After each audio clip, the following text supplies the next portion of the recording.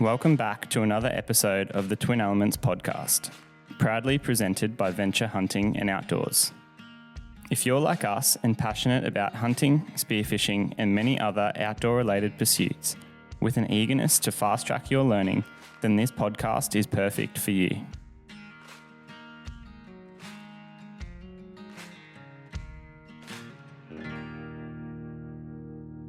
G'day legends, and welcome back to another episode of the Twin Elements podcast. Today's episode wraps up what has been a busy few weeks in the Australian bush for James and I in particular, in pursuit of roaring red deer stags. If you haven't listened yet, please go back to the previous two podcasts from Red Deer Camp, part 1 and 2, and make sure you go back and give them a listen. We touched on a heap of learning curves, some successful red stag hunts in those two podcasts, all from our hunting in South East Queensland. In this week's podcast, I'm joined by none other than my co-host James Doumtsis, plus back by popular demand after his earlier appearance in episode 2, labelled Origins, we have our father, Nick Doumtsis, back for another chat. How are we, fellas? Happy to be here, but I feel like I'm a little bit late to the party. Congratulations to you, Ayden. You've done really well. And also James, but I'm definitely keen to start this week on the fellows. So for those joining us in today's episode, we wrap up and report on the final part of our red deer adventure where we hunted here in New South Wales.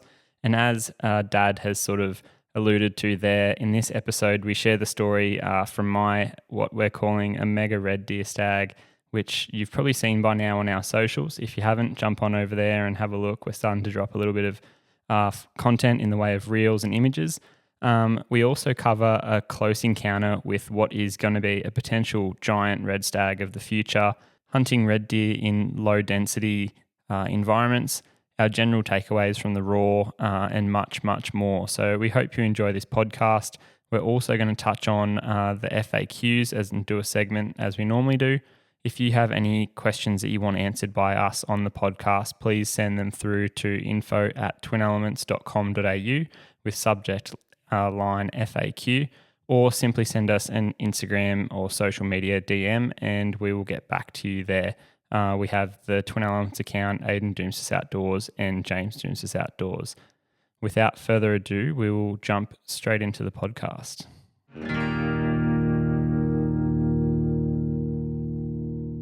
Are you in the market for serious boots for all feet, terrain and adventures? Well, look no further than Lower Boots. We have been running the Lower Ranger GTX 3s for many, many years now without so much as a blister. The team at Lower have extended their generosity to you, our valued listeners, and supplied us with a unique discount code. Use code TWINELEMENTS10 at checkout for 10% off your next order. Wear Lowers on your next hunt. Your feet will thank you. So this podcast and the hunting that we jumped into here in New South Wales is just absolute chalk and cheese from what we'd experienced in South East Queensland. And I think for Ayden, it was probably a bit of a shock in the sense that he hadn't really done the South East Queensland hunt.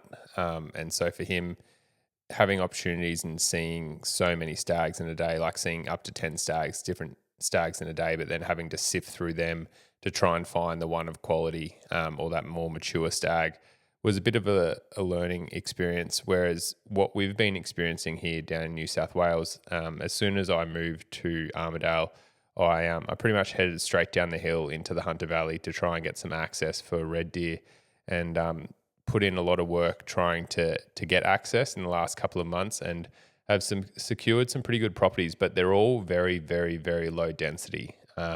So to put it in perspective, like to jump forward, I guess a little bit, we have been hunting one of these places with, I think it's been about a week now. We've seen like 4 red deer.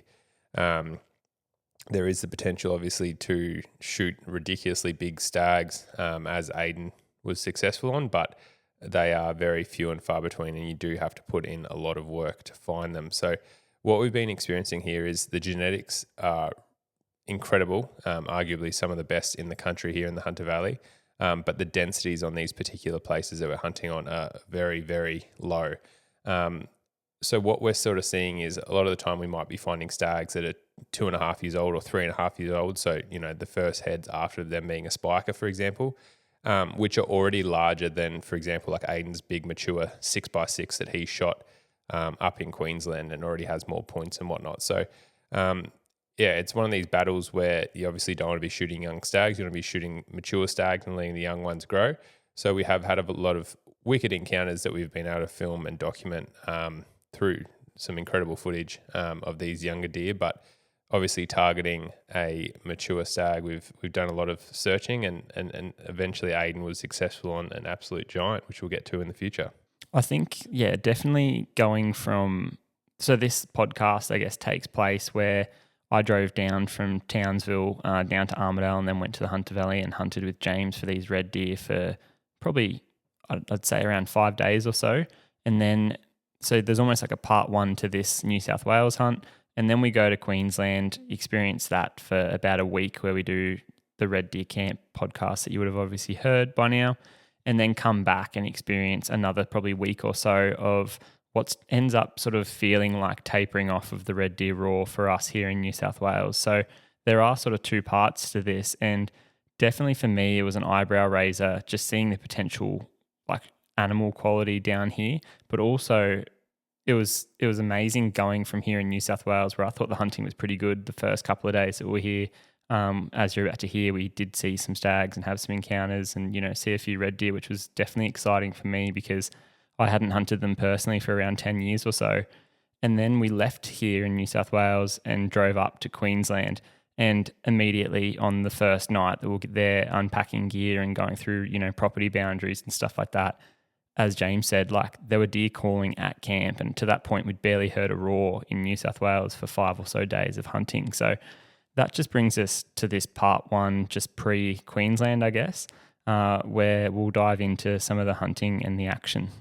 Yeah, so having got some new access pretty late, sort of in the season, I guess, like sort of early March, we'd done one hunt out there, and to be honest, like the property owner hadn't really seen, like he's like, yeah, I think there's deer in the area, to be honest, mainly fallow, there's a couple of pigs getting around, but no one really hunted it, and so we were going in there like, I don't know, very raw in terms of like previous experience and also, what to expect, which in a lot of ways can be really exciting. And after talking to the property owner, which we'll do a deep dive on sort of breaking down like the first time you go to a property and what to expect, but he showed me around the place so I could get a general feel. And the two main areas of interest for me was there was a paddock that he'd locked up for winter. It was a 7,000 acre property. There's one part where he's locked up the place that's maybe 1,000 acres, it had really good feed.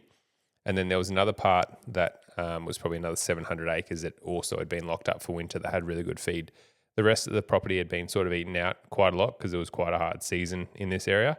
And so those were the two really like sort of main topics and main areas that I wanted to explore. And Ayden and I end up going there for a weekend, and it was pretty miserable conditions, to be honest. Like the whole time it absolutely pissed down rain.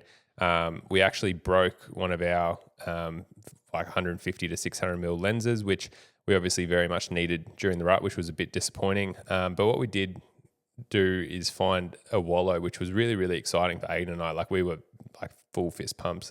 And it was a really, really good wallow, like one that was well established on this dam. And we ended up setting up in the rain and doing a series of hind calls, and we were able to draw in a spiker, which I think Ayden's posted the clip on our Twin Elements page, but it's like probably the best red spiker I've ever seen in the sense of it actually had tops, like it was a 2x2 and really long spikes, which is just an indication of how good the genetics are here. And also like his tops, I guess, were probably better than my 5x5 that I shot in Queensland, which just indicates like in the future how, like, if you are able to find that 7, 8, 9, 10-year-old red stag, like what you could potentially shoot in this area, which is just exciting to see and sort of, for me, I guess, motivates you to pass up all these younger deer in the hope of one day like that you shoot, I guess, like a truly magnificent giant as Ayden was able to do. Yeah, so I think it was a little bit misleading having that amazing encounter where we obviously had that spiker come into the wallow. He didn't wallow or do anything like that. But interestingly, he basically stood where we had previously just stood and, inspected this wallow. And I think because of the crazy amount of rain that we're having, it just dampened out any scent. So he stood there at about 8 meters from my location for probably 5 minutes or so, had no idea we were there, just sort of, it was actually pretty cool. He was letting out a few little deer calls, trying to obviously find this hind, just because we were anticipating that the wallow was that freshly used, and with low deer density, it was obviously like a pretty good hotspot. We were hoping something more mature would obviously come in, but to have him come in was just good to see and know that there were red deer in the area. It had confirmed that for us. So we ended up spending the rest of the weekend looking for red deer and didn't see a single other animal after plenty of miles covered, lots of glassing and stuff like that. It was pretty wet and miserable conditions, but it should have been great for animals. Like we did see a lot of pigs and goats and things because they were up on their feet. Like there was no point them, I guess, being bedded down. They would rather be feeding while it was wet and sort of in those more protected gullies. But there was a lot to take from this property that gave us a lot of confidence for sort of the hunts in the future.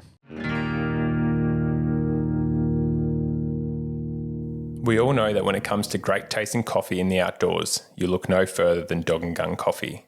Their preloaded drip filters are renowned for taking cafe-grade coffee into your hunting camp. But your favourite flavours can also be enjoyed at home with their whole bean variety. Use code TWIN10, that is TWIN, 10 the number, to get $10 off your first order. We then moved to a different property, one that I'd scouted a little bit more just because it was a touch closer to home, still like an hour and a bit, but enough that, it was enough to go out for a day or whatever.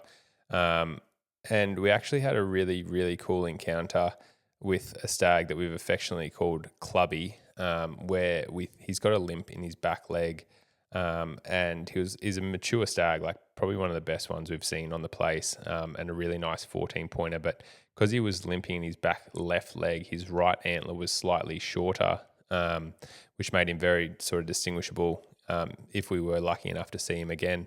But the sad thing about this encounter was when we first saw him and glassed him up, we were actually on a ridge looking down over a heap of country, and he was actually over the boundary fence, which sort of restricted this whole setup and probably limited ultimately our success on this hunt, because what we ended up doing was hind calling a couple of times, and he started moving up the fence towards us, which was, obviously really positive and reinforced that he was interested, let out a couple of roars, and Ayden and I quickly sort of moved off the ridge to try and get into a position to be able to call him up over the boundary fence, and I'll let you sort of finish the story, I guess.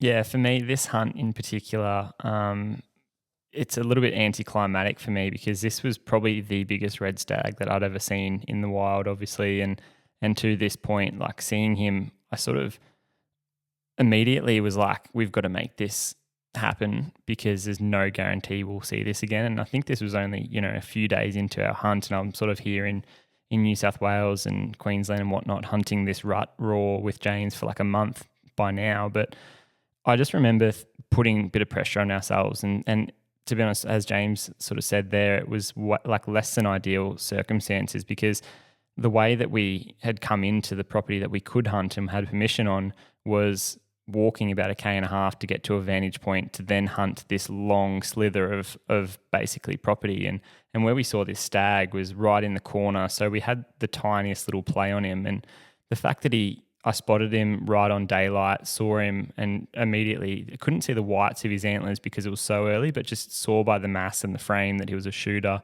And as the daylight sort of got on, as soon as we could work out what he was and where he was going, and the fact that he was feeding onto the neighbours, it just confirmed for me that we had to do something then and there in hind call. Whereas ideally, if it was on our property and we had more wiggle room to play with, I would have waited, done a massive loop to get the wind right, and then hunted him sort of more adequately. But yeah, basically, as James said, let out a few hind calls. He was receptive, started roaring and coming into sort of along the fence, getting to a point where, again, with his limp, it was hopefully going to be a bit easier for him to commit and jump over the fence and come into this hind call. So we ducked around, got the wind as best as possible, and we're right on the corner of the fence on our basically side, hoping that he would walk through this little gully and jump the fence into our vicinity. But on the way down, unfortunately, we were going super slow, and again, limited by a very narrow approach. Unfortunately, some kangaroos got our wind to our left and down the hill. And as they do, they sort of took off. And again, this is where, if I knew the property a little bit better and sort of, again, knew how limited opportunities were going to be, I probably would have high and called then and there just to try and keep him interested. Because obviously those roos are taking off. He's probably going, oh, what's going on? I'm a mature animal. Roos don't just take off for no reason. And in hindsight, if I had have called a couple more times because he was interested, it might have just kept him around. And then by the time the roos moved through, he might have gone, oh, okay, I'm going to commit to going into that hind again, and given us a bit of a second chance. Whereas, to be honest, the rationale and my way of thinking, I was like, I don't want this, because the wind was still iffy for our approach. Like, we hadn't quite, the wind was sucking down and we were coming off the top down to sort of where we needed to be on our side of the fence. And again, I didn't want to call and have him come in and then get winded, because I figured I was trying to sum up very quickly in my head, like, what's worse, him winding us and being gone guaranteed probably for the rest of the month. Like, I just figured a stag that was that old and mature, if he winded us, would be gone. Whereas a stag that's, had a couple of roos blow through, we might see him over the coming days, especially if there's some hinds in season. So again, in hindsight, we never saw this stag again. And to be honest, I've hunted enough in my life and had a few encounters particularly that have like haunted me, I guess. And I remember saying to James after that, I kind of was pretty disappointed, because it was, day 3 or something like that of the trip. And I just said to him, I really hope that's not our like one encounter on a big stag, because I knew how much time James had put into scouting this particular block and had just started seeing a few stags. But still, when we say a few stags, it was maybe like 2 of that caliber. And to be honest, the competition on the surrounding properties and even this property, like the reason we had to go to the previous property and found that spiker was because, there were other people hunting this property and shooting stags. So, even to this point, we know of about 3 or 4 mature animals that have been shot. So, but when we say shot, they're shot by rifle hunters. So we're sort of bringing bows to a gunfight, I guess, and trying to target these mature animals. And yeah, as I said, it turns out we never saw that stag again. We never saw Clubby again, which was definitely disappointing. But it's just one of those things that we have to live with our decisions. And maybe I should have hind called, because it might have given us a few extra seconds and changed things up.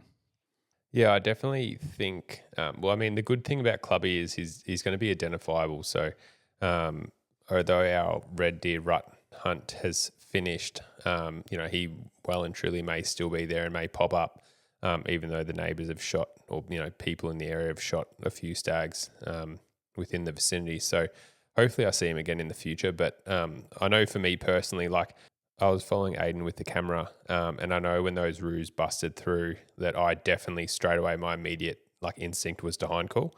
And that was just purely because he'd responded so positively to hind calls when we were up on the ridge, and we hadn't hind called moving down. So he hadn't, in his mind, the hinds are up above.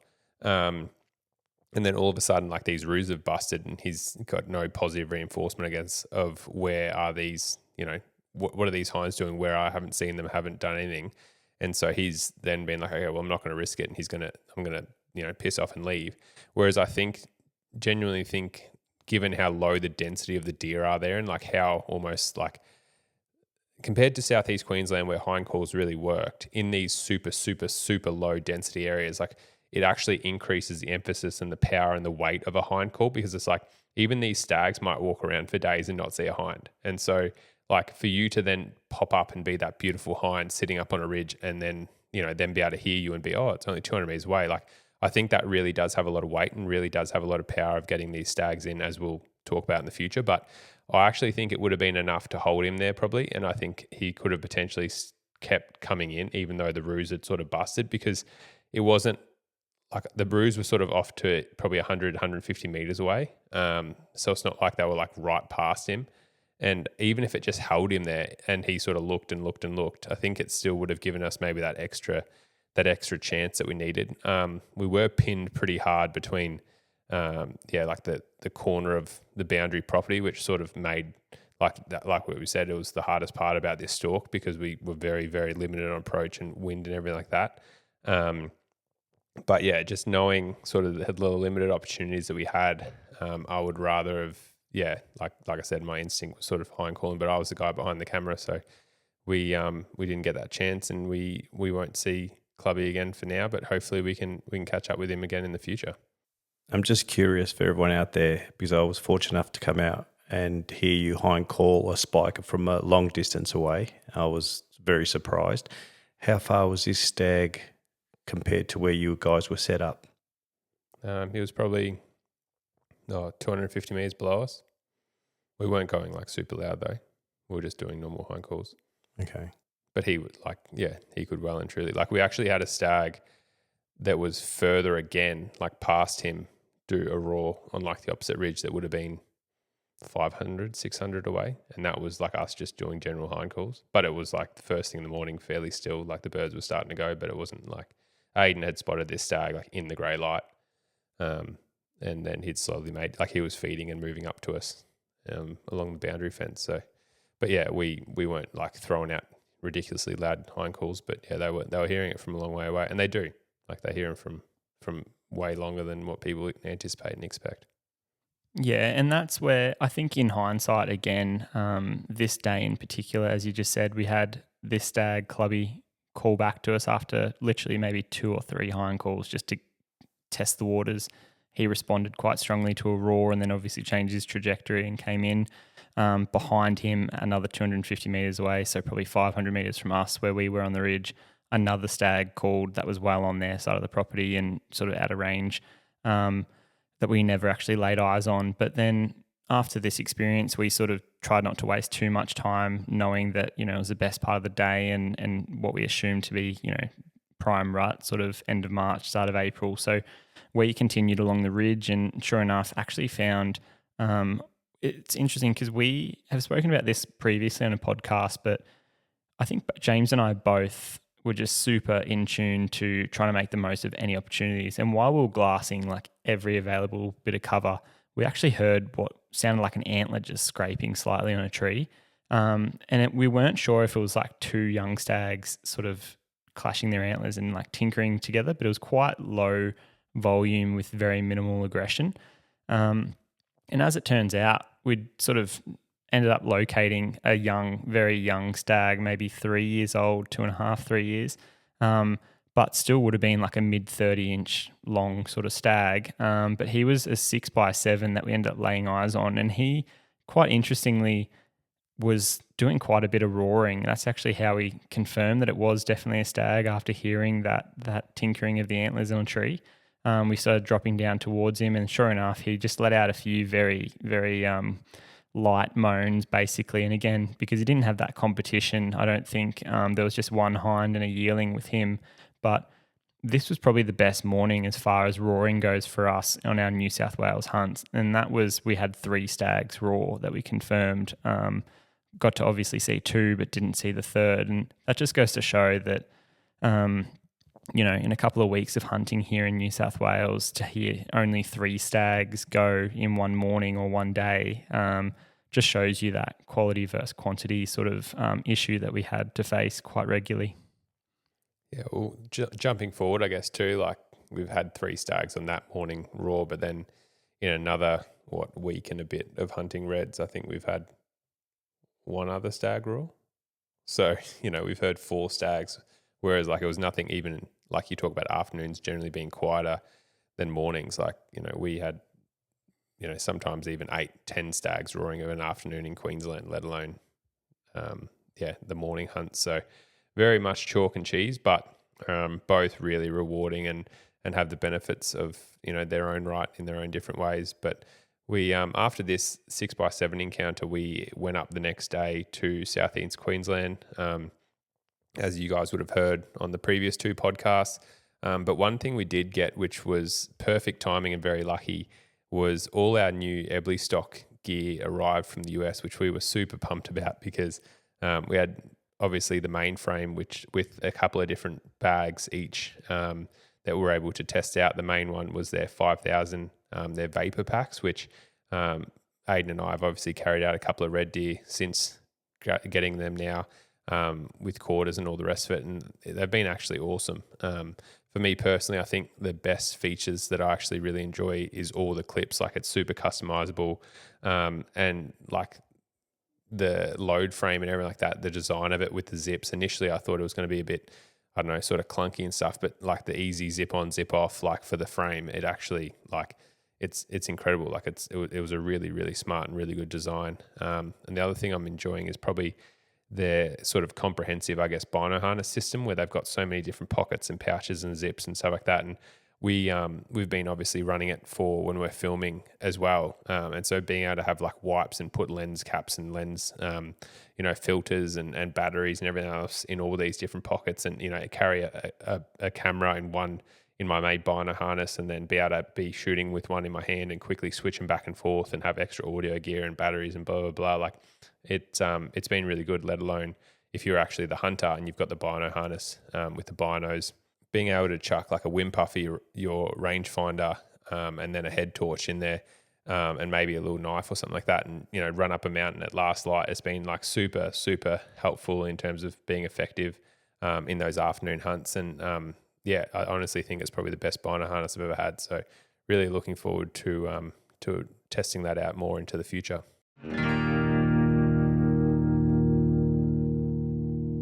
Cayuga broadheads. Where do I begin? Ayden and I have just absolutely taken to and love these broadheads. He's shooting the 150 grain Zots while I'm shooting the 150 grain pilot cuts with bleeders. There was no other head that I was going to run in Montana on my limited entry hunt than the pilot cut. And I was so happy when I took down the bull of a lifetime. We've teamed up with Cayuga to get 10% off your next order by using the code TWIN10 at checkout. That is TWIN, 10 the number at checkout, to get 10% off your next order. So a week then goes by where we're obviously hunting in South East Queensland. We experienced a little success up there, and we come back to New South Wales after that period, basically to no roars whatsoever, and a very, very contrasting situation where we actually struggled for days on end to actually sort of turn up any stags in particular.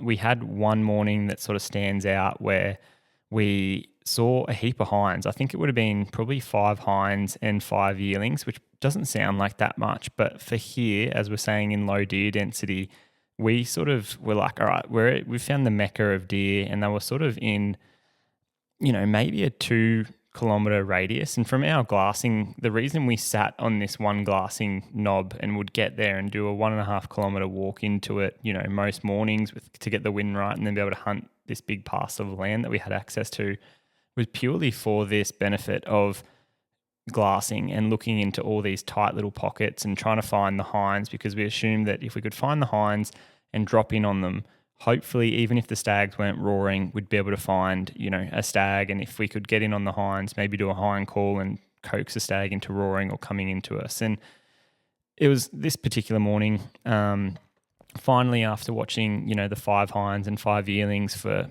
couple of hours, and to be honest, it's low pressure just because there's low deer density. I don't think a lot of people are hunting this area. We ended up finally finding a young 5x6 stag that, interestingly, wasn't actually with the hinds for the first couple of hours of the morning, and then suddenly sort of popped up on them as we were watching them. And it was cool to watch him. He sort of went about his business and was doing his Fleming response and stuff, but interestingly, never let out a roar, even though he was, right up the tail end of these females, trying to breed with them and stuff like that. But, we ended up letting them go to their bed in the thicker timber, continued hunting all day. We actually shot a few nanny goats for meat just to pass the time during the middle of the day. We were sort of running low on our rations because for the previous few weeks and into southeast Queensland, we were hunting quite a lot and utilising, a lot of mince wraps, bolognese, all these sorts of meals that we tend to love through our wild game that we've acquired. And later on in that afternoon, we'd gone back up to that glassing knob after doing, a few big walks on the place, trying to, coax up a stag or just pass the time looking for animals basically and cover the ground. And then we set up to do a little bit of calling, and this just goes to show how seductive, a hind call can be in low density, because interestingly enough, from probably 700 meters away from where we'd put that young stag to bed earlier that morning, we ended up coaxing him into less than 15 meters that afternoon. And he come in and sort of caught us off guard because he did not let out a single roar again. And yeah, he would have come into less than 15 meters, and I was able to video him on the iPhone, and we've chucked that up on the social media as a reel. So if you want to go back, I think it's date stamped for the 17th of April. It would have been released on our social media if you want to have a look at that young 5x6. But that's an animal that we assume to be maybe 2.5, maximum sort of 3.5 years old, just to give you an insight into how good the genetics are. And to be honest, he's probably comparable in terms of length and size and stuff to the South East Queensland red stag that I shot, that was well and truly, over 7 years old. I'm not sure exactly how old, but super heavy, had very minimal teeth left in his head, and just like an old stag. So it just goes to show sort of how good these deer can be if left to mature. Yeah, that encounter with that 5x6 in the afternoon when he came in quiet was probably, looking back on the rut, actually interesting, like probably the one that frustrated me the most, because I'd like to say that every single animal that we'd sort of, maybe except for Clubby and stuff, like Clubby was the only animal we didn't capitalize on, but this 5x6 was probably the only animal that we didn't get like really good footage of, in terms of like when there was an opportunity to get good footage, we capitalized really well and got good footage. And this stag had just completely caught us off guard. Like I was probably 10 meters away from Ayden. I think I was like trying to film some other stuff at the time, or film some B-roll. Ayden was glassing. And then all of a sudden, like, and the camera was, the main big camera was probably 5 meters between us, and Ayden like does a little whistle, and I slowly shift my head over, and he's like, "There's a stag there." And I remember just trying to get up to move, and Aiden's like put his hand up to be like, "Don't move." And then, I just see the sort of shadow of this stag, and here he is, like, like what Ayden said, like 15 meters way below us. And I just think, if lucky, in some ways it's lucky he was only a smaller stag, or a younger stag, because if Ayden had shot him, I would have been proper pissed, not capturing it on film, considering how much, like, just following him around with the camera we'd done to this point, trying to sort of document everything for you guys and share the story. So, it was a little bit disappointed not to get better footage for you guys. Ayden obviously got some great footage on his iPhone, but I was a little bit disappointed I couldn't get some good video footage. Yeah, I was probably a little bit guilty there, to be honest, because I was glassing and had heard something. I don't know if it was a rock slip or his antler touching a bit of like the dogwood that he approached through. But it was definitely like a metallic sort of sliding, like, clanging sort of sound. And I just thought to myself, like, that's not a kangaroo. And I actually grabbed my bow and brought it closer from where it was sitting sort of just behind me to my right, and brought it more to my hip and leant it against a log. And then I actually quickly saw a bit of his antler coming through the dogwood. And that's when I like whistled to James to be like, "There's a stag here." Grabbed my phone out very quickly because that's all I had with me. And by the time I did that, he was sort of in plain sight of me at 15 meters, and I just hit record. Like, I didn't have time to really explain to James what was going on, who was, as he said, just to my side. But to be honest, if it was a mature stag, I might have been able to put an arrow on the string, but I definitely wouldn't have been able to get to full draw. So again, similar to what James said, it was a thing for me where, because we were at this point getting pretty desperate, we were basically letting out like every half an hour 2 location hind calls just to see if something sparked up, like that previous morning from, like a week or so before at this point when we saw Clubby, and nothing. Like, this stag had not let out a single roar all day, even though he was with hinds, and that sort of leads us into, to be honest, the next morning, which is when I actually take my stag that you would have seen, on the socials lately. And to give it a bit of perspective, I guess, it was a full moon at that period, which, again, I'm not really superstitious and don't know too much about it, but people can associate the full moon with a bit more quiet hunting. We definitely didn't hear any roaring and saw a lot less stag sort of movement, I guess, over those few days. To put into perspective, we hunted pretty hard that morning, and literally found one young fallow buck, which was a bit of a rarity. We hadn't seen another single fallow deer on this property. And anyway, just for a bit of fun, we actually called him into, 4 or 5 meters just to practice a calling situation on a deer because at that point we were sort of deprived of action. Yeah, Dad was actually flying in at 10 o'clock or roughly 10 o'clock that morning. And so Ayden and I had just decided we were going to go for a quick hunt and sort of run up this ridge and then, just be there in case we saw something. We ended up dropping down off the ridge and doing like a sequence of calls and did not see anything. Like we were both sort of like, tail between legs a little bit, like putting in a lot of work here and just sort of banging your head against a brick wall, it felt like, and just not hearing roars and not seeing deer. Like it was the first time that morning actually that we were walking out that we hadn't even seen a red deer at that point. Like normally, I'd guess I'd put in a lot of work to sort of patterning the deer, especially the hinds, and trying to sort of work all that out. And that was like the first day that we were leaving without actually seeing a red deer on this place, which did hurt a little bit. But we obviously had to pick up Dad, and it was funny because I'd actually text my partner Eden and just said, hey, coming home early, we're going to be able to pick up Dad, because I just said to her, is it okay if you grab Dad if we're on some stags or hunting or whatever? And she'd message back, yeah, that's fine. And so we were dropping back off the ridge without service, and to be honest, we got kissed on the dick, and we got lucky, very, very lucky in hindsight. And even now, I think are still realizing how lucky we got with this situation of what happened. But, that's what happens. You put in a lot of work and eventually luck swings your way.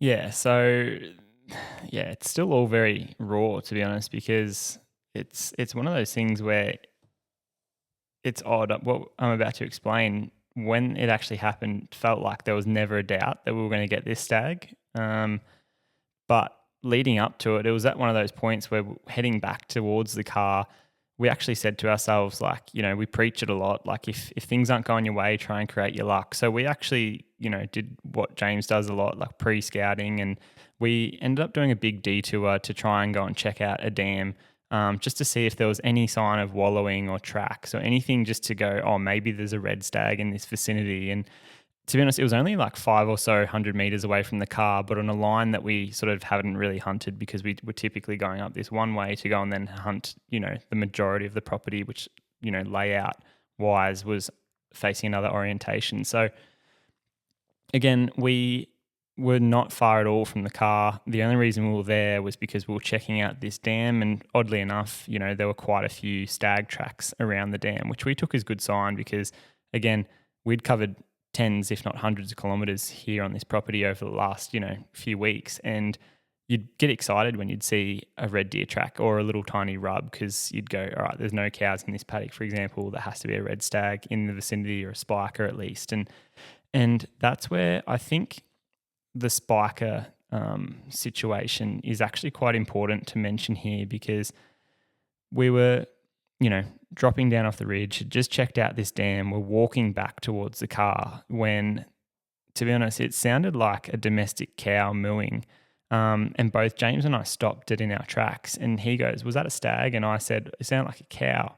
And he goes, there's no cows in that paddock. And straight away we looked at each other with our eyes pretty, lit up. And if not a few seconds later, this red deer gave out the most shitty excuse of a moan, but we just knew we were on. And he gave out this little roar just to say, yep, I'm over here. And as it turns out, the only reason that stag roared was because he had the tiniest bit of competition in the form of a red deer spiker. So it's amazing, massive takeaways. We were obviously pretty deprived of hunting experiences and encounters over this New South Wales stint. And for a lot of people, as we've preached many times on the podcast, the buck to doe ratio, or the stag to hind ratio, is super, super important for rutting activity. And it would have been easy for us if a spiker walked past to nail it at 12 meters, because they are super susceptible to a hind call. But the fact that we try and leave them in this instance obviously paid out dividends, because that spiker that ended up being around this, we're assuming mob of hinds, we never saw them, but was enough to actually create a bit of competition for this stag to get frustrated, obviously, and then let out a roar to say piss off, which we've obviously located him with. Yeah, I can't emphasize enough the importance of spikers. They are the downfall of many a big stag and big bucks in my mind, because they are, they're just a royal pain in the ass, to be honest, and they're very easy to shoot. And like we say, we're here to educate. We're not here to preach and tell people what to do. But for me personally, I will never shoot spikers for meat, especially if you're new to hunting and you haven't shot anything, man or woman, go your hardest and shoot, whatever you can successfully and ethically get. We're not trying to limit people here, but it's we see so many people during the rut that want to stock the freezer with meat, and I get that. But it's go and shoot a hind, or especially in my situation for red deer, even I wouldn't shoot a hind either, because my, like I said, we've got 5 hinds on this whole place. It's, I think, 6,000 acres of hunting that I've been able to see and locate. So it's I'm not going to go and shoot my breeding stock either. The property owner is happy with them there. He doesn't want me to, get rid of them. If he did, it'd be a different scenario. But I'm not going to shoot them either. So on this place, everyone in the area, and I'm lucky that the people that surround it, like what we said, there's been some really good stag taken, but we're all in the same boat in the sense that there's not really the deer density that we're sort of looking for. And we're all just hunting mature stags. Yes, it does hurt a little bit when someone else shoots, a stag that you might be chasing or have a bit of a relationship or story with, but you're also happy for that other hunter.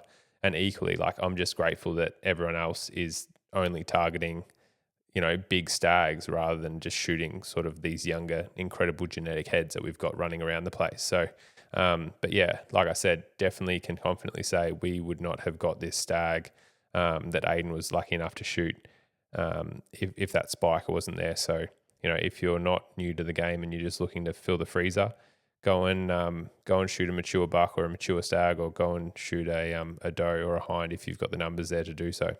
Yeah, so it's interesting. We're pretty much trudging along, just scouting and checking out the area, and then this half-assed roar happens, and from there we just switched into go time. And to be honest, it was pretty textbook, pretty efficient, everything that played out after this. Looking back, it was just one of those things that every little decision that we made leading up to that stag hitting the deck was just textbook and perfect, and I wouldn't change a single thing.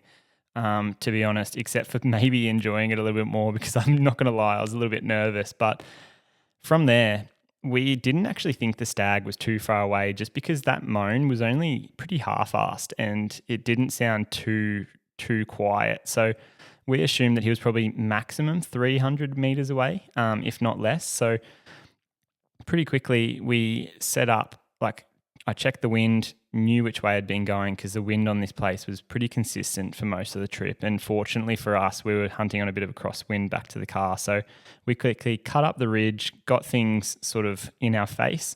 And then from there, I didn't want to actually risk it by getting in too close. I figured that with the allure of the hind calls over the previous few encounters with all these stags, I was confident that from where I thought he was going to hear it. So pretty much at the first really good cover, which ended up being this little stand of these white poplar gums, and there was a bit of a mix of ironbarks on the edge of, this little ridge as well. I just said to James, we're going to set up here and I'm going to call him in, and he sort of gave me the nod. We took our time to really pick a good stand, and looking back, it worked out perfectly again, because this tree had about 4 or 5 different sort of limbs that come off it. So not only did it give me really good cover standing in front of it, but just to the side of it, James had his own little bit of cover, and then behind him from the same tree had a lot of really good vertical cover blocking his outline. So it was absolutely perfect. Both of us were sitting there with really good filming scenario, and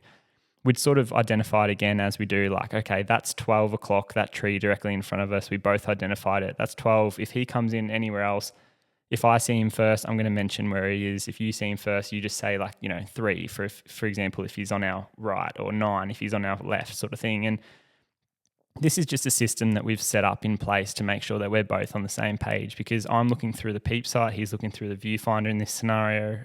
We want to make sure that our communication's dialed. And it's interesting because as good as our communication was, we nearly got fluffed, because to be honest, we had awesome visibility. I'd let out a few hind calls at this point, pre-ranged everything, had the arrow on the string, like ready to go. This stag, if it comes in, and we haven't laid eyes on it yet, if it's a shooter, it's dead, like is our mentality, because we've hunted so hard and we're not letting this opportunity go to waste. We've learnt from Clubby earlier in the week, and we gave him a few hind calls to try and get him interested. And straight away, he's roared back. And James and I both looked and were like, yep, it's on. Like, he's interested. Gave him a couple more hind calls, and he roared again and had closed the gap, And this is happening over a couple of minutes, but every time we hind called, he was coming closer. So it was absolutely amazing. And that sort of gets to the point when it got a little bit confusing, and not in the sense of it didn't change anything from our perspective, but basically the first sign that he was getting close was when we saw this kangaroo hopping towards us at like 100 meters. And I watched it hop from right to left and had seen a deer at that point. Yeah, so I think just jumping back a little bit first, we gave some hind calls and he didn't respond for about a minute. Like there was just silence, and me and Ayden are like, okay, what's here? And we're pretty confident that he could hear us. And so we just held tight, like held position, and then gave another sort of couple of hind calls, and then that's where he roared back. And as soon as he roared back, I was just like, this is on. Like he can hear us. He's responding like this is, and then we gave a couple more hind calls, and then he roared again. And I was like, yeah, here we go. Like shit is going down. And then that's when the kangaroo came through. And I then looking straight down like the tree that we'd identified at 12 o'clock, I was like, I said to Ayden, I'm like, 1 o'clock, there's a stag coming. And so I'm trying to look in the viewfinder to ID this stag and start filming this stag as he's coming in and approaching. And he was over like a little bit of lip where I could only just see sort of from maybe the base of his neck up to his head and then his antlers. But I was looking through some like spindly stuff, and because I was filming, like we don't carry binos when we're filming, so I'm just trying to find him in the lens. And then I'm trying to find him, and then Ayden actually said to me, he goes, oh, there's a stag at 11 o'clock. He's like, it's coming through past the tree that was at 12. And where I'd seen the stag was probably 70 meters past that tree. And so this is like honestly a couple of seconds later. And I said to Ayden, like, shit, he is covering ground. Like, get ready. Like, and then I better let Ayden carry on from here. But yeah, or it's not my story to tell. It's the whole, and that's where it's pretty interesting because I just happened to be the lucky one that had the bow in this instance. But, to be honest, James had put in so much groundwork, securing these properties, doing the scouting, all of that type of stuff. So it just was lucky that I was the one that had the bow in this instance. And we're pretty selfless in the sense of both of us are super happy to film and hunt and whatever it may be. But again, like straight away, we kind of got to this point where I'm like, didn't you say right? And he's like, yeah. And I'm like, well, there's definitely one on the left. So at this point, we're like, shit, there's 2 stags racing in. And as it turned out, one of them was a spiker, which was coming in sort of to our left of 12. And then the stag, which I hadn't seen at this point, was coming in on the right. And we're pretty fortunate where the stag that was on our right took a slightly more direct route. And I think that's just because he was throwing his body around and the aggression, obviously, and had probably subtly said to this spiker, like, stay there, I'm going to check out this hind, like, I'll kill you.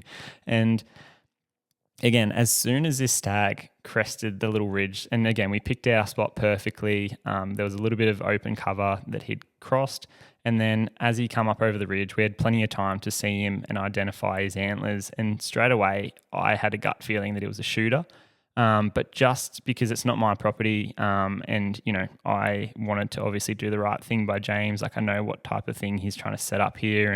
And because it is extremely low density, we'd had the discussion personally that, if we didn't think it was a shooter and was a really young stag with great genetics, that we'd pass him up and stuff like that. So you'll actually hear in the footage, I asked James essentially for permission to shoot him and say, like, do you think he's a shooter? And he gave the all clear, which was a relief to me because this stag, like, looked a treat coming in. To be honest, I saw his left antler. So as he was approaching me to the right-hand side of his face, I could just see tines and white and antlers and this massive, 4-point crown. And basically he was a nice 7-pointer on that side. Absolutely perfect antler essentially. And then on his right antler, the left as he was running in towards us, I was a little bit confused, to be honest. I knew it had heaps of mass compared to anything that I've sort of seen previously in terms of red deer. But I wasn't sure if the top of his antler was bladed or something. That's what I actually assumed it was. So then I kind of was like, oh, if he's bladed, he's probably got a bit of age. And, I'm trying to assess all of this in, this microseconds essentially. And fortunately for us, we're hyper-focused. But to be honest, I think if I have to be honest, this stag felt dead to me the second that he actually roared back and started coming into this hind call. I think the situation, and maybe that's giving credit to our South East Queensland scenarios and just sort of hunting really well over there.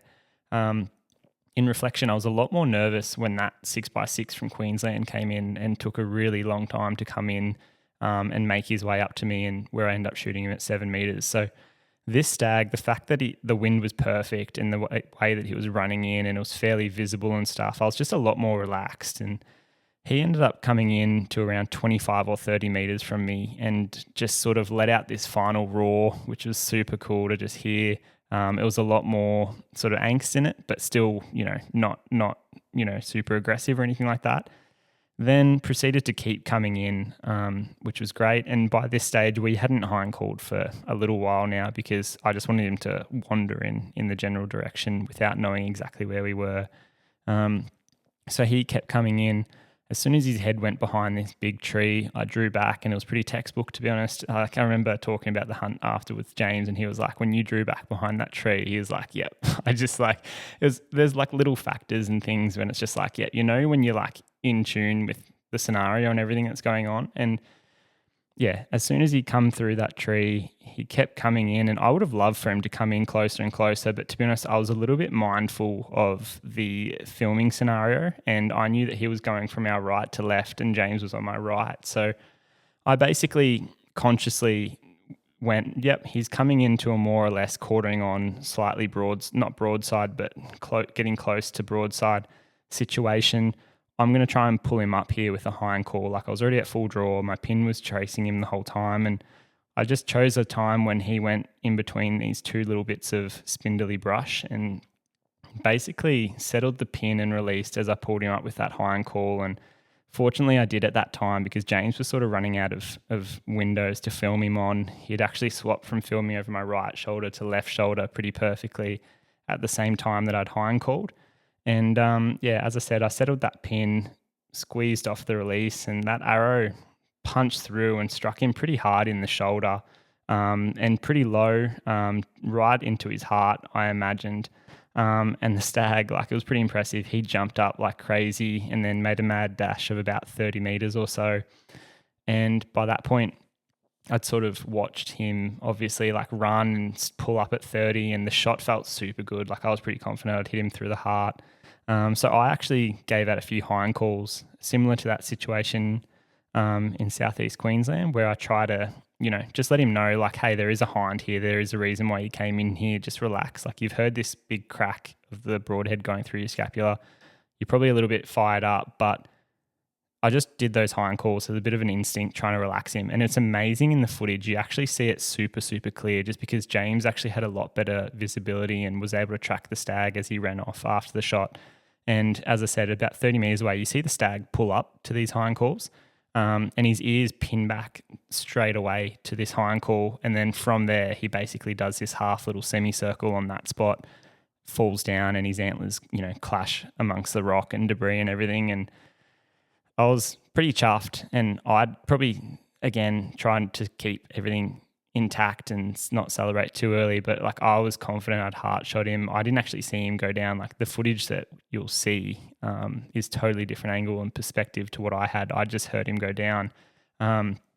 Whereas James was sort of still filming him, and I'd turned around because I could hear foot patter coming in, and the spiker that was coming in from, the left of that 12 o'clock originally had kept coming into those three hind calls that I'd just given to the relaxed stag. And it was pretty cool, to have the stag of my dreams basically go down within 30 meters after a perfect shot.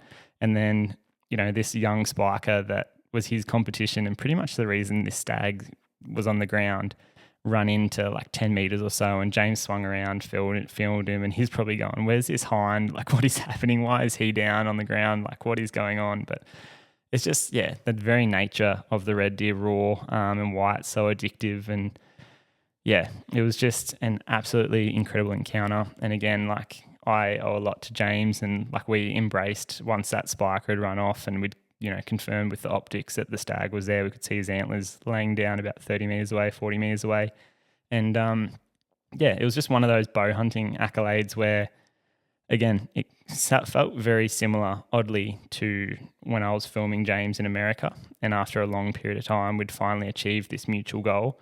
And again, like I was the one in this instance that shot the stag, but similarly to, I imagine, when James shot the bull elk in Montana, there's this moment or realization that like, hey, my best mate's with me right here over my shoulder, and it could have been either of us that, pulled the trigger and achieved this goal.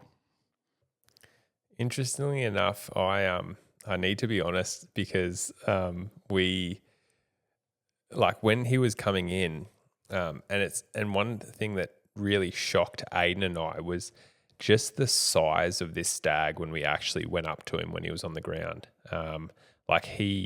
So coming in, I actually, like Ayden said, do you think he's a shooter? And I'm like, yep, like looking at him through the viewfinder.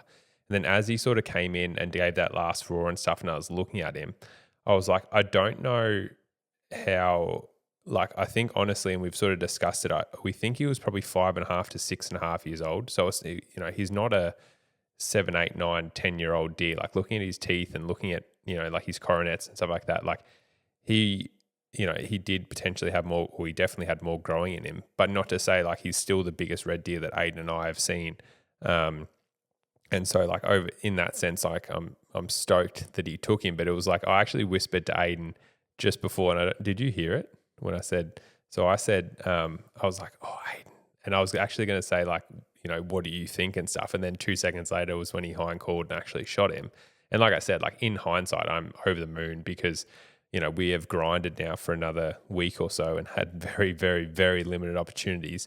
And so to be able to capitalize on this one and especially get a stag of this caliber on the ground, like I'm over the moon for Ayden. And like he said, like, I mean, it easily could have been me there standing with the bow and pulled the trigger and, had this magnificent stag. But in a lot of ways, I'm actually probably happier that he got to shoot it because me obviously being more local, like I can hunt them even though it's harder outside of the rut and keep putting in the work and keep researching, but also hopefully, get a stag of that caliber. But yeah, for him to be able to come down here and get one was just incredible to see, and especially get on film to show you guys. But I did nearly tell him not to shoot it, and I'm very happy that he didn't hear it and that he ended up shooting it because as you guys will see in the footage and obviously have probably seen from photos on social media, he's a giant. Like he's for a lot of people, he's a once in a lifetime stag. And hopefully for Ayden and I, if we keep putting in the work and keep doing this research and stuff,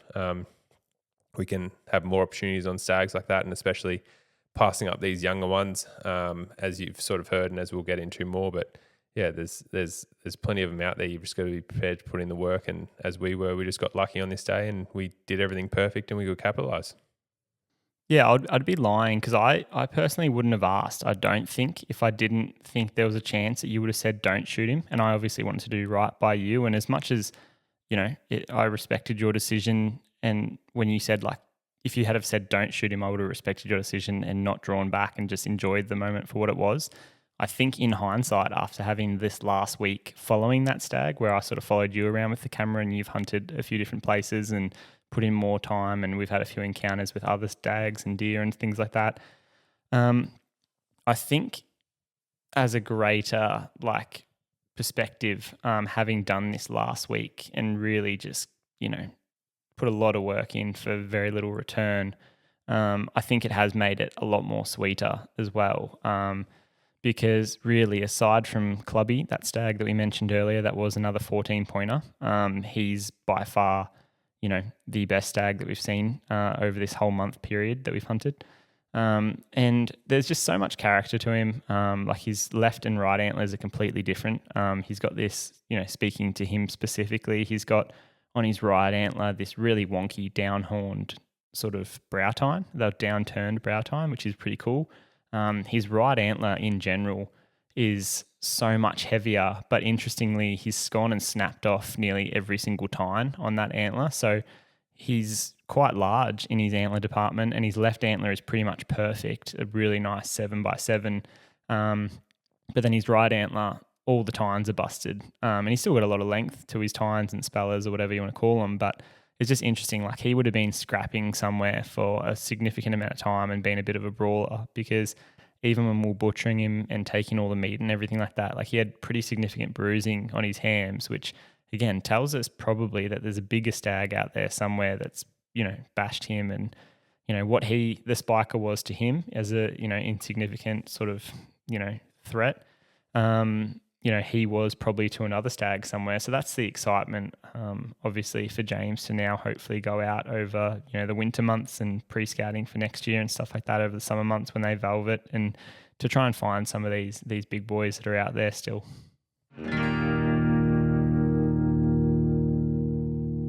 Originating in Texas, USA, Numa Outdoors has formulated a durable, breathable, quiet and comfortable camouflage lineup for all terrain, seasons and pursuits. You may have seen us across our socials running the new Renegade lineup in our recent Northern Territory adventures. That's because the Renegade lineup is perfect for early season, hot and humid conditions in the heat. We're pleased to announce that the Numa camouflage lineup is stocked exclusively by Venture Hunting and Outdoors here in Australia and available now. Head to their website to check out the whole range today. And so after Ayden and I obviously didn't make it to the airport to pick Dad up, we ended up carrying out a whole heap of meat from this stag. Firstly, because he was still in fairly good condition, but because we were so close to the car, we took the opportunity, just because Ayden and I in our households, we eat a shitload of game meat. So we ended up taking both back legs, one front leg. The other one was pretty much destroyed from Ayden's Zot and day 6 shaft. Like, just the amount of bruising and stuff in there wasn't worth taking after all the trimming we were going to have to do. Like, I mean, to be honest, we might have been able to take a shank, but that was pretty much it. And then we ended up taking, like, deboning and taking all the neck meat. Obviously took the back straps, took the tenderloins, and took that other front leg. So we pretty much just left a front leg and the spine, and that was it, which was awesome, because we've been able to, mince a lot of it, cut some of it up for crumb steak, a lot for just steaks and slow cooking and stuff like that. And so we're able to fill the freezer, and we've been able to eat it, between Ayden, Dad and I, a fair bit of it just in the next following weeks during the rut. And had some really good game meat. Like, we turned the bit of a backstrap and tenderloin straight into a stir fry pretty much that night. And once again, it was incredibly surprising, like, how tender and how good he was to eat, because normally, big red stags, especially ones that have been rutting and stuff. Like, I think, what was the date when you actually shot him? I think Dad flew in on the 12th, so it would have been the 12th of April. Yeah, so there you go. So, I mean, the 12th of April, so we're sort of getting on, considering I was seeing more rutting activity between the 20th of March and 25th of March than we did, for example, seeing between sort of the 10th of April to the 15th of April, and you'd expect they'd be rutting more. So for him to eat so well was a bit of a surprise, but yeah, he was definitely delicious. It's funny because it really debunks the theory where you need to hang a mature stag for a couple of days. We got straight into him and he's been eaten beautifully. We've had 3 or 4 different dishes now, so it's been enjoyable. Yeah, it's one of those things, I think, by being able to hang the meat and, obviously get it cooled and all that type of stuff, it's going to just enhance the flavour and reduce any gaminess and give it the best chance of tasting better and being tender and all these sorts of things. But for what we were doing, obviously slicing it super thin and stir frying it on a high heat and then removing it and adding it to the stir fry later on, adding some teriyaki sauce and veg and whatnot. It hit the spot. And again, with the mince, it's something where you can use any meat really, and by the time you add some taco seasoning or bolognese sauces and things like that, we've discussed it at length in previous podcasts, but it's stuff that we live on essentially. But getting back to the hunt and the next few days, as we said, we sort of jumped in and I took the opportunity to try and repay the favour and film James doing a bit of hunting. Dad was also with us, and just because we were trying to cover ground, assess new properties. We basically sent him off on his own to go and enjoy himself and try and find his own red stag. There is always a possibility of a boar or a big billy goat or fallow buck or something like these on these properties as well, because as we've sort of discussed, they're massive parcels of land, being between that probably 5 to 10,000 acres in a lot of instances that James has access to. But you really do have to put in the time and effort, not only covering the countryside with glass, but also putting boots to the ground and trying to find these deer. Yeah, we've certainly put in a lot of work. I know for me, pre-rut especially, like trying to just as much, probably sometimes to the detriment of my relationship with my beautiful partner, but like just, yeah, especially all of March. Like I can't even think how many days. It was honestly ended up being probably 18 to 20 days during March that I was out there, just because a lot of these places that I got access to was like very late in the piece. And I knew Ayden and Dad were coming and just wanted to sort of do the rut justice, I guess, and try and cover the country as much as we could, and just have as much sort of pre-planning and scouting and opportunity for success as we could during the rut. And obviously it paid off with Ayden getting his incredible stag. But this place, once again, we hadn't really done a lot of work on, and we'd identified sort of one gully being the best gully for red deer, and it was, Ayden and I were down in there, and the amount of rubs and feed was incredible. Like there's obviously a lot of red deer using it. Sort of sadly, once again, it is up against the boundary fence, so we're sort of limited for entry points, which means we're hunting like a pretty shitty crosswind most of the time. But we were down in there, and it was probably 9:30 in the morning. We had seen a lot of sign, but hadn't seen any red deer, and we set up in a pretty good spot where we, it was an open bench. There was a shitload of rubs, really good for feed, and we started giving out a couple of hind calls, and we've sort of done one, I guess, volley of hind calls where we've maybe done 8 to 15 hind calls over probably 20 seconds, and I looked up through a gap about 100 meters away and saw a pretty solid black and white boar just cruise through, and I looked at Ayden and said, he's a pretty good pig in this little tussock bench, and said, like, what do you think? Should we go up there and stuff? Knowing that we'd just sort of like, we're in a good spot. There's a lot of sign, and knowing the risks, I guess, but also knowing and having a bit of confidence in our abilities to sort of, I guess, adjust on the fly. And if something did come in or whatever, and end up deciding, let's go for this pig. And don't regret the decision, but obviously in hindsight was a bit of a silly one. Once again, probably got a little bit lucky in the sense that we ran up there, and no sooner did we get to the next little opening did we look up and see a red stag sort of cruising towards us. And he was an 8x7, but honestly, I think he was probably 2.5 years old. Like he was very young, and looked very young. If he wasn't 2.5, he would have been 3.5. There was no way that it was older than that. But just knowing the genetics in this area, this region of the Hunter Valley, like there are some truly big stags that get shot in this area, and he came in, and to be honest, like Ayden actually whispered to me, like, should we kneel down? And I remember just thinking, like, no, we're going to back our camo in here, and we're just like, no, we'll stay, and then we end up just staying upright. And this stag, I'm not going to lie, like he was picking us out, like he could see that we were sort of a bit odd and stuff, but he would like he was sort of looking for these hinds, and he'd be like, oh, what's that? And then keep walking. And long story short, he ended up coming in from about 100 meters away, and walking up to about 25 meters and start sniffing a tree and stuff, in which case, like if he actually was a shooter, like would have been able to easily put an arrow on the string and draw back and shoot him, because there was plenty of cover blocking his head. But yeah, he was an extraordinary stag. Like he had, basal snags and extra points coming off everywhere, and like split tops. And, like if this stag can get to 8 years old, like he will be a giant, which, is part of the reason I know for me, why I do it, because I don't know, like I've hunted South East Queensland, for example, a couple of times. And it is a lot of fun going and hearing 10 stags roaring in a valley. But I feel like it takes a pretty special kind of insanity in person to walk around during the rut and not see deer or not hear roars or anything like that, in the chance that one day you do find like a stag of a lifetime. And I think just with where I know, I don't want to talk on behalf of Ayden, but I know where I've got to personally with my bow hunting now. Like I'd probably rather just target one ridiculously big animal than go and shoot, like a heap of other animals and whatnot. And so there was a little bit of conflict with me personally when we did go to South East Queensland, because, in a little bit in the back of my mind, I was thinking like we do have the potential to shoot these big deer, closer to home.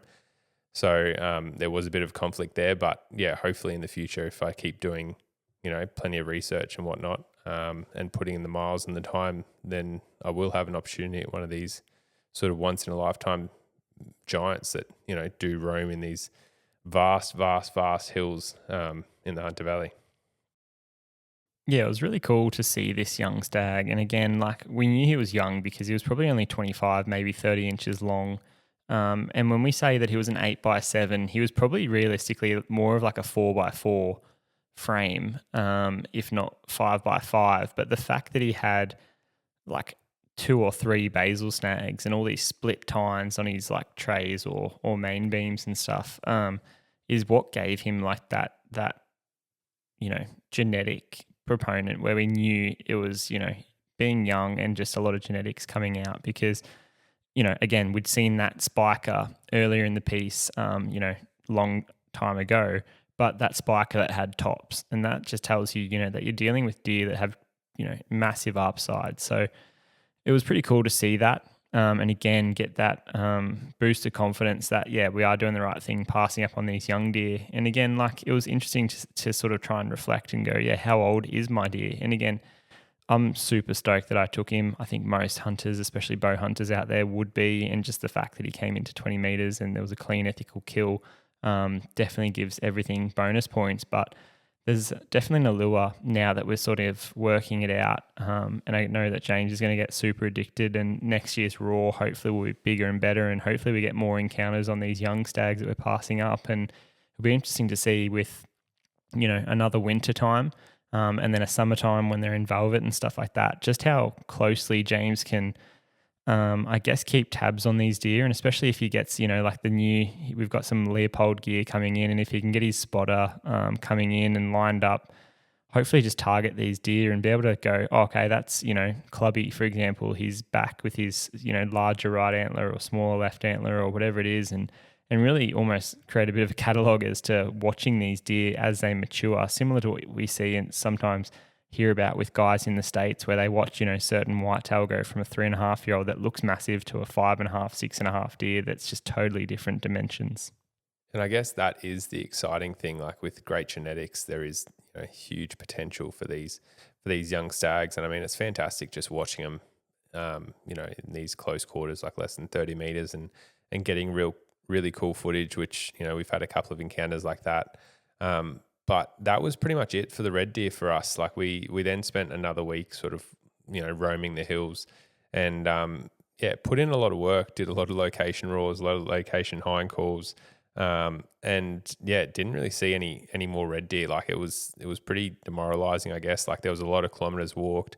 Me, Ayden and Dad actually went on what I would like to call as like a massive death march, where I think the last time I checked, it was like we're up to like 38,000 steps for the day, just trying to cover country and find deer. Like we were just moving, doing location calls, get on ridges, glassing, moving, and could not turn up a red deer at all. We saw a couple of fallow deer, a couple of bucks, which was pretty cool, but could not turn up a red deer, which was a little bit, I don't know, it's sort of hard when that happens, when you're putting in the work and you're sort of banging your head against the wall thinking, not that you deserve anything in life, but you put in the work and you hope that you get opportunities, and we just weren't given them. And I think it does really highlight and sort of emphasize like how much more happy, and I'm sure Ayden is as well, that he actually, he shot his stag, because we've put in the work since. Not that we didn't put it in before, we'd done a lot of work before it as well, and to be able to get a stag of that caliber on the ground, like it was a very special moment for Ayden and I. But since then, we've been pretty lucky. We've been able to capitalise on a couple of handy bores too. I know my one. It was last light, and we'd gone to a new area looking for some red deer and seeing if we could hear anything. And we were moving along a bench with honestly probably 10 minutes of light left, sort of just slowly moving between the roos and look up and saw a boar maybe honestly 50 meters away over a little bench, and I had to sort of scare a few more roos just gently, like they knew we were there, and we were just sort of moving through, and they sort of hopped off, and the boar just kept feeding. And anyway, I looked at him, and he had a bit of white hanging out the side of his jaw, and had a ripped ear, and he looked the part, and so I was able to stalk in there pretty quickly, to be honest, because there was not a lot of cover, and where he was and was going to risk moving out of. I sort of capitalised on the moment and got in there to about 25 metres, and he came out and fed broadside and pulled back and settled the pin, and sent the pilot cut and day 6 shaft straight through. Like, couldn't have picked a better line, really. Like, as soon as the arrow went through, like, didn't get a ridiculous amount of peno. Like, there was the fletchers hanging out on the other side, but he as soon as, like, you could just tell he was in trouble, because looking back at the video, like, you can see blood just starting to pump out immediately. And he did this big death run where he probably ran about 70 meters, and the blood trail was actually insane. Like, there was just blood everywhere, like the old tomato sauce bottle sort of just sprayed across the ground. And I'm surprised he'd made it so far, but he was a pretty solid pig, and definitely happened to just be able to capitalize on a pretty quick little stalk. Option Archery makes specialist hunting gear. I'll never not be able to use equivalizer again. They're truly one of my favourite bits of kit. It combines a stabilizer and equivalizer to increase the functionality of my hunting strategy. It enables me to put my bow on my shoulders, which enables me to glass more when I'm out in the field. Shop both equivalizers and their option sight range today by heading to the website. So you've heard from James and I at length here. We've got Dad as well, who's obviously come with us and done a few of his own hunts over the last few days.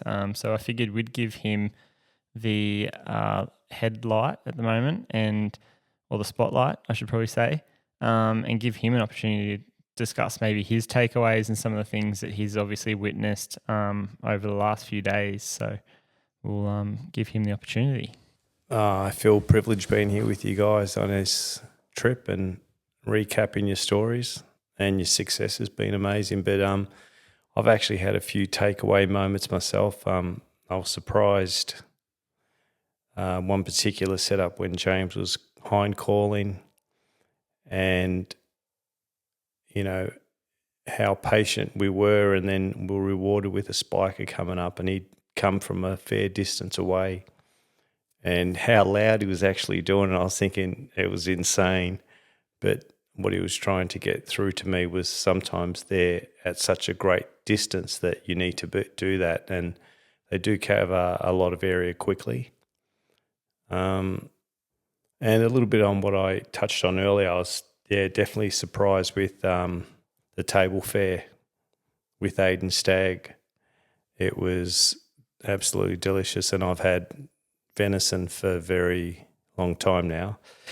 Happily to say I turned 60 last year and still enjoying my wild meat. But I normally, this is the first time that I've had venison where we didn't actually hang it. So, it's been amazing.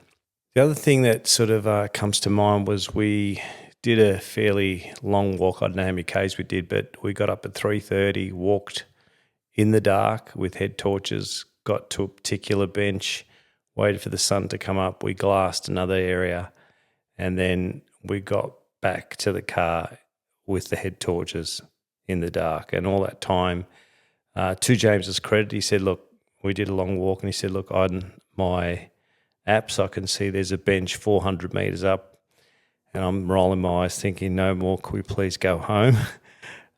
We end up bush bashing. We got to the bench, and funny enough, we come to this little protected pocket where we come across, I think, 3 or 4 hinds with a yearling and a spiker. And that's the scenario where we got to call him in, and it yeah, it was just a beautiful little pocket where it was out of the wind, it was protected, it had some water for them, and plenty of grass because there was no cattle in that paddock. So it just goes to show that if you study hard enough and get to have the same scenario time and time again, you can look at your map and say, yeah, that looks like a really prospective hunting spot. Actually, I have to give credit to James because it ended up coming out exactly how he anticipated, and it was, a nice way to cap off a very long day. I think in that scenario, it's just through trial and error, to be honest, and it can be the same. Like, I don't think that I'm like, it's interesting as a hunter. I think the more things and more features within animals that you observe, it obviously makes you a better hunter. Like, so trying to break down, like, why is an animal there on this particular day? What features and aspects, like, because animals do things for a reason. Like, they're not like us where they can just waste energy because they've got like endless amounts of energy and endless amounts of time, like what we do. Like, they are very particular in every single action, other than maybe mating, where you can argue that like a roaring red stag is utilizing a lot of energy, but even then, like, he's trying to pass on his genes and stuff like that. And so, like, trying to, like, I've found that even with like fishing, for example, where like I would say that I'm a pretty bad fisherman, but it's the same with fishers in the sense that like fish are the same where they're like in certain places for reasons. So it might be to do with the wind and the tides and the moon phases and blah, blah, blah, that's, pushes up the bait into a certain spot. And that's why. And so, like, I've been able to pull things across into my fishing, and it's because I think that I'm a quite observant hunter, that then it makes me think about features that in fishing that, like, you don't even normally probably think about, if that makes sense. Like, I'd say for my level of fishing knowledge, like, I'm a very, like, I'm a crap fisherman. Like, and so, but I think just having that sort of mindset, it's like, okay, well, what features are determining animals' movements and behavior and stuff like that. And if you start thinking about that, whether it is you're hunting or you're fishing or you're spearfishing or whatever, then your success goes up exponentially. And so for me, like what Dad was saying, like, the decision to go into that gully system, even though we were completely rat shit and we'd done probably 20 Ks, plus Ks at that point, was because that I knew there was no cattle in there, which was with the red deer. Like, they're large animals, they need really good feed. So that was like having good feed in there because there was no cattle and sheep in there was a big decision. But it was also a very well tucked out of the way gully that I hadn't been into yet. And it just made sense in places that I found previous deer on these properties that there should be deer there. And I'd never been there before. And I mean, we had to walk like an extra K. And then, like Dad said, we had to climb up over this hill and bench to get into this sort of little hidden gully. But looking at maps, they had good cover. They had a dam there. They had really good feed because there was no thing. And, we came up over the hill and gave a location roar, and straight away, end up seeing the spiker chasing one of the hinds around, which I just straight away, I'm not going to lie, I was pretty excited because I thought it was a stag. And then pretty quickly got my heart broken and was demoralized, considering it was our last afternoon to be hunting reds. And when I noticed it was a spiker with a couple of hinds and a yearling. So that is how the game goes. But I know for me personally, like I've said, like, I'm more than happy to have been following these guys around with the camera for most of the rut. Yeah, I do obviously have this access not too far from home. So you can definitely go out and try and start patterning these reds and hopefully some fallow in the future, and just keep getting access and putting in the work. Like, it sounds like these properties have just fallen in our lap, but I can say, these properties have come from me doing a lot of days of driving and working things out and talking to different property owners and trying to get access and stuff. And I've had 10 times more no's than I've had yes with getting these properties, but every so often you get lucky. And then even then, once you find the place, then putting in the work to scout it and learn as much as you can about if there is even deer there, and if there is deer where they live. Because as I can say, like, we've been to some of these places, multiple times now and seen like less than 5 red deer. So, we can't say that, yes, we are getting some very good, we got a very good stag on the deck, but we've certainly put in a lot of miles and had very limited opportunities to get that. So looking forward to times to come where hopefully we do get a few more opportunities and just being able to learn from these deer, because that's for me pretty important as well. Like just trying to figure out why they do things and also where they live and especially in these low density environments.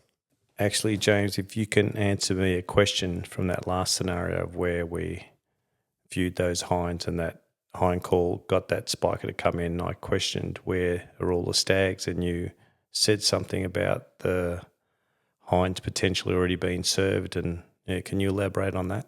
Oh, and this is just a theory. Like there are probably guys out there that know way more about red deer than me, but I think like what I've found is on this particular place where we're saying like there was 5 hinds that we've sort of seen routinely, and then we end up finding these couple more in a very sort of tucked away hidden basin in a straight line over a hill, probably like 4 or 5 Ks away.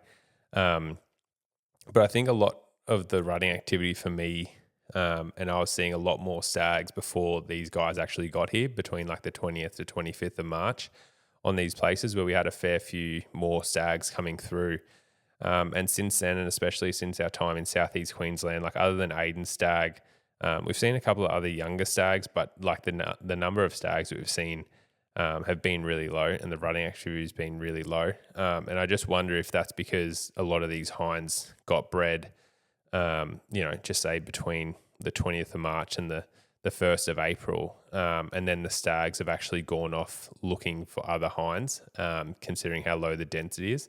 And that's the thing, like I've only been hunting these places now for a couple of months, so I don't really know the cyclic pattern of these stags, but that's what my sort of hypothesis was. And so I'm curious to see if these stags come back at all during the winter period. Like I have a little bit of suspicion that they will, just from what the cockies say about, seeing stags in May, June and July and stuff on crop. Especially oats and stuff, which obviously get reds in trouble a little bit, being such large animals and smashing oat crops. But I'm curious to see if I can pattern them through these winter months and whether they come back. And I think, just to answer Dad's question, the reason why the stags weren't with them and the spiker was just with them was because they'd been bred. But once again, that's just my sort of observation and hypothesis. Like it may be completely different, and there just wasn't a stag there on that day, and there, just given the low density of the situation, he was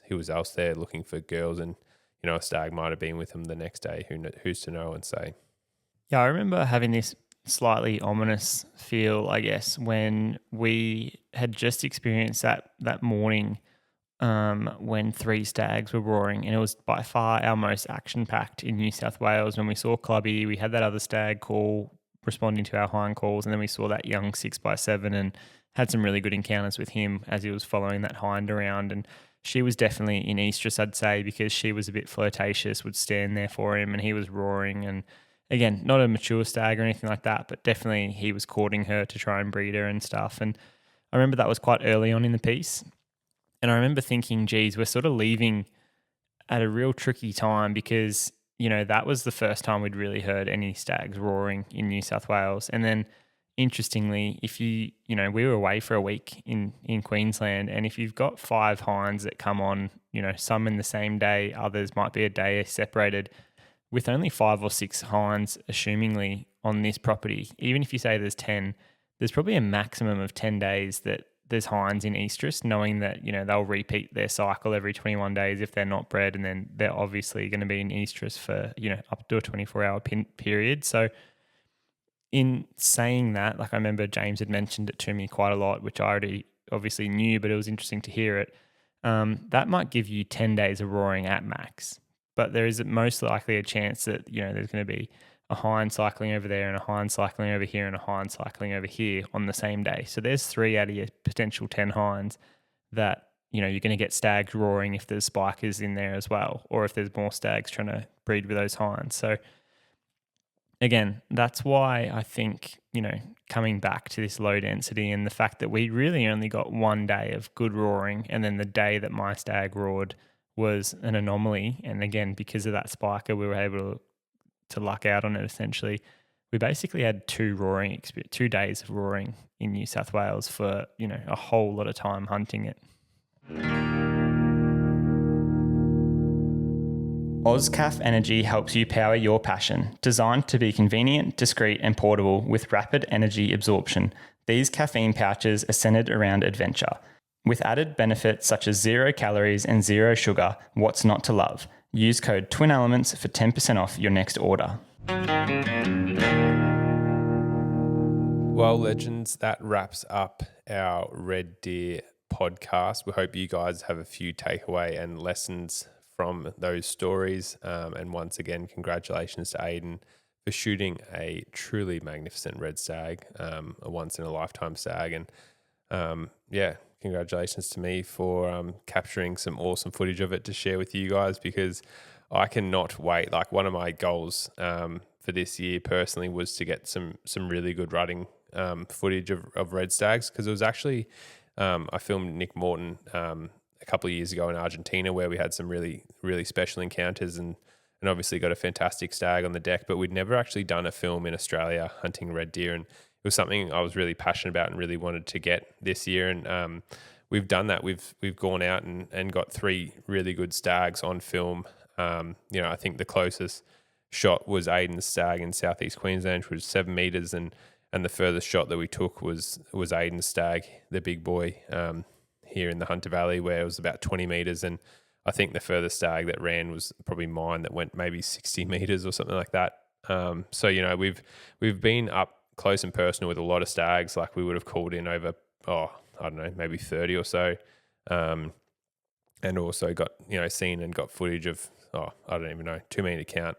It's been an incredible rut. Like, learnt a lot as always, and just really compounded some of our calling strategies and whatnot. Like I was saying before, like, I think we've really capitalized on the opportunities that we've had, and also got some really cool footage that we can't wait to share with you guys. But what we're going to do is jump into our FAQ section now. So if anyone has any questions that they want answered, whether it be to do with gear or the rut, please send an email to info@twinelements.com.au with the subject line FAQ. Equally, send us a message at Twin Elements on Instagram, or Ayden Doumtsis Outdoors, or James Doumtsis Outdoors, and we will get to them as soon as possible on a future podcast episode. We are a bit inundated, and so we may do a future Q&A, explicit podcast in the future, just because we have been getting so many questions. But keep sending them in. We will stockpile them and we will get to them as soon as we can. This week's question was sent in by Tom Quinn. Hey gents, I'm on a property in New South Wales. It has fallow deer and red deer. I've been hunting here since Saturday and have only seen 1 red spiker and a fallow doe. The weather is still very warm here, 20 degrees as I send this. Is it possible that the rut hasn't started here due to the warmer weather, or is it more likely that the property doesn't hold the numbers for an obvious rut to occur? Thanks for your help, fellas. Well, Tom, welcome to the party. This basically sounds like what we've just experienced personally here in New South Wales. And to be honest, again, we know the deer have been rutting. The stag I shot had snapped off most of his tines in places on his right-hand side antler. So we know that he's obviously been fighting over something. We also know that with red deer and fallow deer in particular, that they, with the shortening day length and duration of sunlight hours, as the days shorten, they basically start to come into season and go into their estrus. So we know that that's more lined up with a date period, which coincides with the end of March, start of April, rather than weather. And as we've discussed on previous fallow deer podcasts and discussing the biology as to why they rut and how they rut and what factors affect the does and things like that, we know that whilst weather, temperature, environmental conditions can play a slight role on affecting that, we know that, more so the time of year actually affects, the rut intensity. But it definitely could be, I think you've hit the nail on the head. You could be in an area with low deer density. And to be honest, between James and I, we consider ourselves pretty experienced hunters. We consider ourselves bloody hardworking when it comes to hunting, trying to find the animals. We get up there at first light. Before first light, we hike up in the dark. For that example with Clubby, that stag we saw earlier, if we were there 5 minutes later, we would not have seen him cross, from our property onto the other side of the boundary fence and then disappear. Like, we just would not have seen that and not experienced a 14-point red stag. We would have missed him and then, potentially not even seen a deer that day. So the fact that we were up there early, covering, the miles on foot and on glass, allowed us to experience and find that stag. So I'm not saying that you're not doing that, but it does definitely pay to obviously try and stack up the days that you can hunt this property, doing so at different times of the day, even hunting it a certain way in the morning and then trying to hunt out a gully or a different ridge or check out a different dam on the way back to the car for the middle of the day could help just turn up some numbers. But I'm sure James has something to add as well. Yeah, I definitely can speak to like the different route, and like in a lot of ways, like Ayden said, we probably wouldn't have got his red stag if we hadn't gone a different route home. Only an extra couple of 100 meters. But yeah, just to go and check out a dam. And I'm like very much just like, I would rather bush bash through an area and put up deer and go and see sign, but go and walk a new area on the way home because I just want to know what's there and I want to see what's there. And there's only one way in my mind of like doing that, and that's either sitting on the side of the hill looking into there or in a lot of senses just going and walking there and seeing what signs there. And if you don't go there, you just never know. And then you end up hunting the same spots. And I see it so often where people have a large parcel of land, but they only do a couple of hunts. And then there's really good places that they've just never been to. And so I think, just doing a lot of work and like what Ayden said, like we create opportunities through hard work. Like we are, I'd like to think, decent hunters. But I'd also know that we work very, very, very hard. And we put in the miles, to try and generate these opportunities. But from the sounds of it, mate, I just think with yours, and I remember answering the question and having a bit of a follow-up where, we spoke about trying to concentrate on good feed areas and definitely spoke about how warmer weather may have been affecting the rutting activity, but saying how they're definitely still going to be rutting. And I remember you saying that, you moved and checked out some new feed areas and ended up seeing a couple more deer and a couple more bucks. But just talking about especially those lower density sort of environments, as Ayden and I have become very familiar with, and how, if there is only 5 or 10 does in this whole area that you're hunting, well, that does give a very limited amount of days where you're going to see that sort of rutting activity with croaks and stuff like that. And even then they may not go very hard. And so that's sort of what we pinpointed it down to. And it was actually a thing where he reckons that the cocky sees a lot more deer sort of the winter months, and what actually happens is a lot of them move off when the rut happens. And so we actually just spoke about and saying, hey mate, it might be best to come back in sort of June or something like that, or end of May, and just see what animals have come back during the rut, or out of the rut periods, I should say, and have come back in. And maybe it's just because the farmer has a crop in, or there's better feed there, or they lock up a certain bit of the property. But yeah, he was going to come back and check it out outside the rut, but not to say that we didn't encourage him to keep putting in the miles and putting in the work, hopefully during the rut, to get a good buck or a good stag. The next question has been sent in by Will Palmer, and he says, hey boys, just wanted to ask a question. I had some good responses to my croaking from the same buck last night and this morning, but he would only give out a couple of croaks and then would go quiet after I responded back with a couple. The wind was in my favour. I just wasn't quite sure what made him go quiet.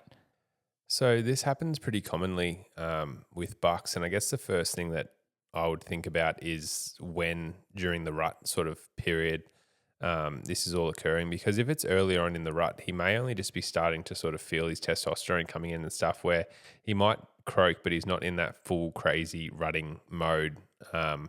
But generally speaking, bucks are croaking to sort of call in does and also just warn as a territorial display other bucks to say, piss off, mate, this is my bit of a turf. So if you're croaking and he's croaking, he may be just, like I said, like not fully feeling the rut at that stage, and that's maybe why he, he doesn't just keep on croaking.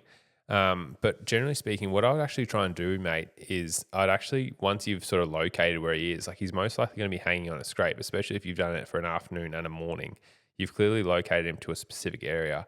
I would then actually proceed and try and close the gap, and then actually try and like do some doe calls and actually get him. He'd probably respond with some croaks, but equally probably get him to come in. So I'm not sure if you're a rifle hunter or a bow hunter, Will, but I reckon even in thick bush, whether it be either weapon of choice, like you should have pretty good success doe calling him in. And if you find it a nice little spot, maybe 100 meters off where you think he is, and just give out a couple of doe calls, well, worst case scenario, he might not do anything. He probably would give out a couple of croaks, and then best case scenario, he's probably going to come towards you looking for this doe call. So fingers crossed you can, fingers crossed now that we've answered this question, you can have a bit of luck and get him on the ground. But I think, being able to locate him with a couple of croaks and then get in and do some doe calls is probably going to be your best chance. And not knowing exactly when this question got sent in, I think he's probably just not feeling, the rut fully yet, and that's why he's not croaking wild and crazy and stuff. But it could also be to do with deer densities. Like if there's not a lot of deer there, and especially not a lot of does, then he may not be going to experience that full, where you just croak and croak and croak, like what they do in that high density situation. Rightio, that wraps it up for our FAQ section today and also our podcast. So thank you very much to all of you guys who support us and have listened. We hope you guys have loved the past 3 Red Deer Raw podcasts that have been very heavily themed towards the rut. We want to hear from you guys and girls that listen to this podcast on what future topics you want us to discuss. We obviously have a bit of a list and some of the topics that we're going to be working through over the coming weeks to months, but also want to cover what you guys deem as important to, the Australian hunting industry, New Zealand hunting industry, whatever it may be, and cover topics that are going to be relatable to you guys who are our greater audience. We obviously understand that we've smashed the Rut and Raw podcasts of late, and we do have one Fallow Deer podcast coming out next week. But we also want to cover, obviously, what's going on here in Australia and New Zealand, whether that be, gear guides, chittle deer or deer specific podcasts. We had someone message in and say, can you guys compile a list of, 10 guides or outfitting opportunities that you have either experienced or think are really good here in Australia. So that's something that we can definitely do and think that's going to obviously benefit you guys, which are our greater audience. So again, if you want to send an email through to us at info@twinelements.com.au with the subject outline topic, or just simply send us a DM. That seems to be the easiest for these sorts of things where people are most confident.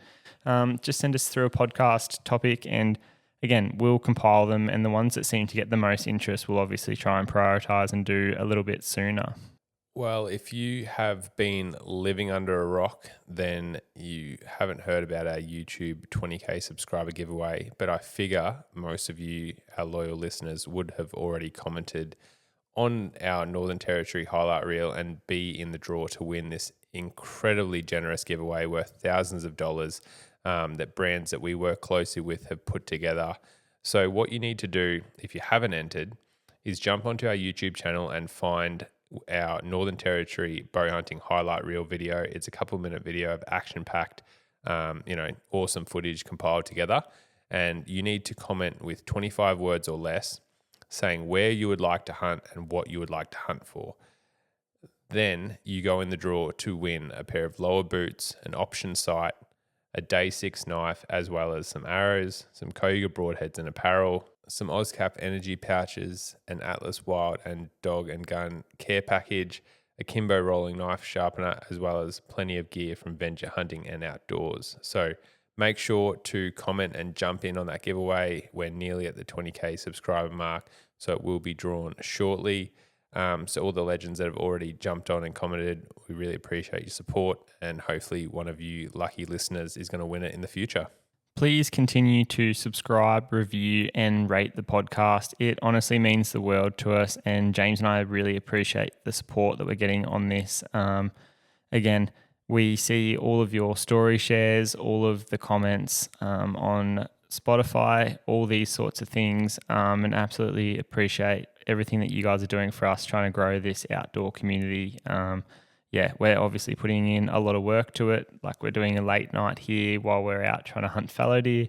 It's nearly 10 p.m. and we've got to get up tomorrow morning at 3:30 to go and hunt, hopefully croaking bucks. It's our first day here, but we're doing it for you guys as much as we are doing it for ourselves. And again, without the feedback and the support, it would be something that we're not interested in. So again, you guys are keep fueling us. So from the bottom of our hearts, thank you very, very much. And we really hope you enjoyed this recap from our Red Deer Raw. Like I've honestly loved talking about it. I get warm and fuzzy, doing this with my best mate, my brother, and being able to revisit and obviously stockpile some of the stories and encounters and stuff that we've been able to do over the years. And I really look forward to doing that into the future as well. Thanks, legends, and we'll catch you on a future episode of the Twin Elements podcast. Cheers.